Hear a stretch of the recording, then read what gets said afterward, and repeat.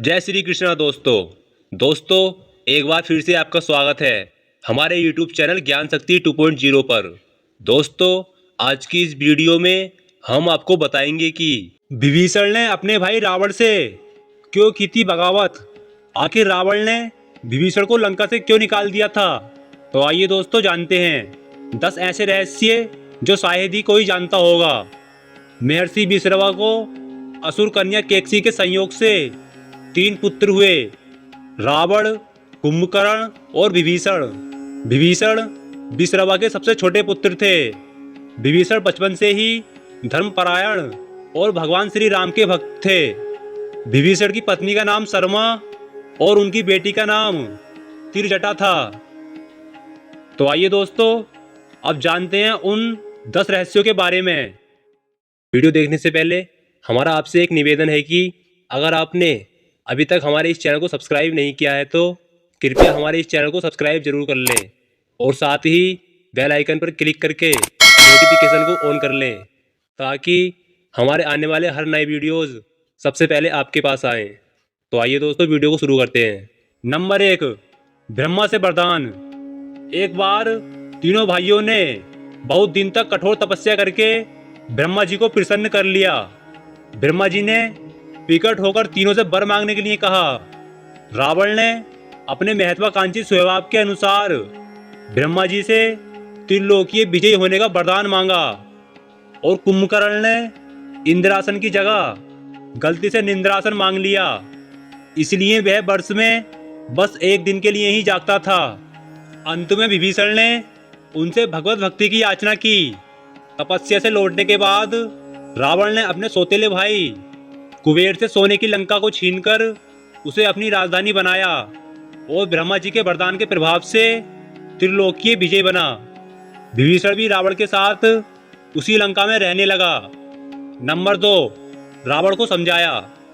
रावण ने जब सीता जी का हरण किया तब विभीषण पराई स्त्री के हरण को महापाप बताते हुए सीता जी को भगवान श्री राम को लौटा देने की सलाह देकर हमेशा धर्म की शिक्षा देता था, लेकिन रावण उसकी एक नहीं सुनता था।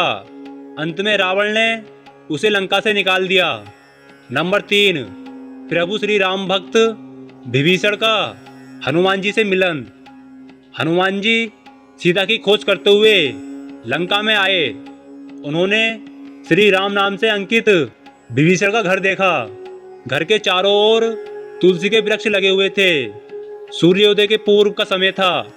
उसी समय श्री राम नाम का स्मरण करते हुए विभीषण की निंद्रा भंग हुई। राक्षसों के नगर में श्री राम भक्त को देखकर हनुमान जी को थोड़ा आश्चर्य हुआ। 2 राम भक्तों का परस्पर मिलन हुआ। हनुमान जी ने उनसे पता पूछकर अशोक वाटिका में माता सीता के दर्शन किए। नंबर 4, नहीं जलाता विभीषण का घर। जब हनुमान जी लंका का दहन कर रहे थे तब उन्होंने अशोक वाटिका को इसलिए नहीं जलाया था क्योंकि वहां सीता जी को रखा गया था। दूसरी ओर उन्होंने विभीषण का भवन इसलिए नहीं जलाया क्योंकि विभीषण के भवन के द्वार पर तुलसी का पौधा लगा था। भगवान विष्णु का पावन चिन्ह शंख, चक्र और गदा भी बना हुआ था। सबसे सुखद तो यह है कि उनके घर के ऊपर राम नाम अंकित था। यह देखकर हनुमान जी ने उनके भवन और मंदिर को नहीं जलाया। नंबर 5, राम के शरणागत हुए विभीषण। रावण के निकाले जाने के बाद विभीषण के पास और कोई चारा नहीं था। वे प्रभु श्री राम की शरण में चले गए। वे चाहते थे कि निर्दोष लंकावासी न मारे जाएं और लंका में न्याय का राज्य स्थापित हो। विभीषण की शरण याचना करने पर सुग्रीव ने श्री राम से उसे शत्रु का भाई व दुष्ट बताकर उनके प्रति आशंका प्रकट की और उसे पकड़कर दंड देने का सुझाव दिया। हनुमान जी ने उन्हें दुष्ट की बजाय शिष्ट बताकर शरणागति देने की मांग की। इस पर श्री राम जी ने विभीषण को शरणागति देने के लिए सुग्रीव के प्रस्ताव को अनुचित बताया और हनुमान जी से कहा कि आपका विभीषण को शरण देना तो उचित है किंतु उसे शिष्ट समझना ठीक नहीं है। इस पर श्री हनुमान जी ने कहा कि तुम लोग विभीषण को ही देखकर अपना विचार प्रकट कर रहे हो। मेरी ओर से भी तो देखो, मैं क्यों और क्या चाहता हूँ।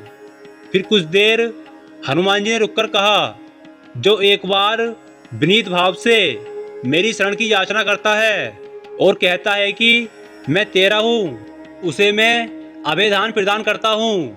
यह मेरा व्रत है, इसलिए विभीषण को अवश्य शरण दी जानी चाहिए। नंबर 6, विभीषण ने दिया था इस तरह प्रभु श्री राम का साथ। विभीषण का एक गुप्तचर था जिसका नाम अनल था। उसने पक्षी का रूप धारण कर लंका जाकर रावण की रक्षा व्यवस्था तथा सैन्य शक्ति का पता लगाया और इसकी सूचना भगवान श्री राम को दी थी। विभीषण ने ही राम को कुंभकर्ण, मेघनाद और रावण की मृत्यु का रहस्य बताया था। नंबर 7, लंका विजय। जब भगवान श्री राम सीता को रावण से बचाने के लिए लंका पहुंचे तो भगवान श्री राम को रावण से युद्ध करना पड़ा था। रावण के 10 शीश थे। जब भगवान श्री राम रावण के एक शीश को काट देते थे तो पुनः रावण का दूसरा शीश स्वयं उत्पन्न हो जाता था। इसी तरह भगवान श्री राम और रावण के बीच कई दिनों तक युद्ध चलता रहा, क्योंकि रावण भी बहुत शक्तिशाली था। रावण को मारने का राज केवल उसकी पत्नी मंदोदरी और उसके भाई विभीषण को ही पता था। तब विभीषण ने रावण की मृत्यु का राज भगवान श्री राम को बता दिया और फिर भगवान श्री राम ने विभीषण और हनुमान जी की सहायता से रावण का वध कर दिया और सीता माता को रावण की कैद से मुक्त कर लिया था। और इसी तरह भगवान श्री राम ने लंका पर विजय प्राप्त की और विभीषण को लंका का राजा बना दिया था। नंबर 8, चिरंजीवी बने विभीषण। भगवान श्री राम ने विभीषण को लंका का नरेश बनाया और अजर अमर होने का वरदान दिया। विभीषण जी सप्त चिरंजीवियों में से एक हैं और अभी तक विद्वान हैं। विभीषण को भी हनुमान जी की तरह चिरंजीवी होने का वरदान मिला है। वे भी आज सशरीर जीवित हैं। नंबर 9, हनुमान स्तुति। इंद्र आदि देवताओं के बाद धरती पर सर्वप्रथम विभीषण ने ही हनुमान जी की शरण लेकर उनकी स्तुति की थी। विभीषण ने हनुमान जी की स्तुति में एक बहुत ही अद्भुत और अचूक स्तोत्र की रचना की थी। विभीषण द्वारा रचित इस स्तोत्र को हनुमान बड़वानल स्तोत्र कहते हैं। नंबर 10, हनुमान की शरण में भयमुक्त जीवन। हनुमान जी ने सबसे पहले सुग्रीव को बाली से बचाया और सुग्रीव को श्री राम से मिलवाया। फिर उन्होंने विभीषण को रावण से बचाया और उनको राम से मिलवाया। हनुमान जी की कृपा से ही दोनों को ही भयमुक्त जीवन और राजपद मिला। इसी तरह हनुमान जी ने अपने जीवन में कई राक्षसों और साधु संतों को भयमुक्त और जीवन मुक्त किया है। तो दोस्तों, यह था आज का वीडियो। दोस्तों, हमें कमेंट बॉक्स के माध्यम से बताएं कि यह जानकारी आपको कैसी लगी।